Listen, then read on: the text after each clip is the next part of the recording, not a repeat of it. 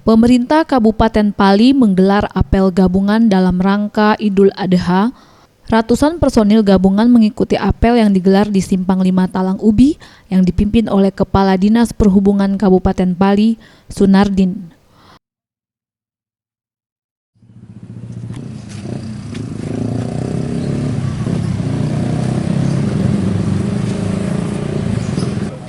Mana pimpinan apel?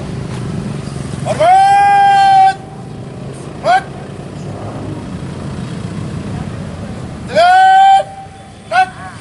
Ratusan personil gabungan dari TNI, Polri, Dinas Perhubungan hingga Satpol PP akan disiagakan untuk mengamankan sejumlah tempat di Pali.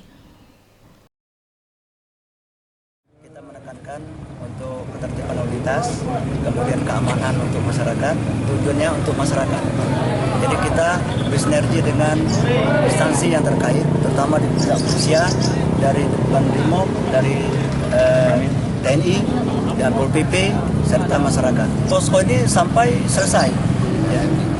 Plus 3. Jadi tujuannya itu kita tetap kita menjaga dengan kewaspadaan, ya, terutama kita lihat di daerah-daerah lain, kita jangan lengah karena teroris itu ada di mana-mana.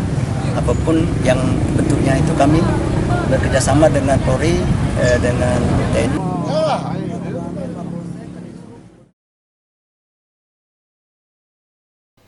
Pengamanan ini akan dilakukan mulai Kamis hingga Senin 4 September 2017.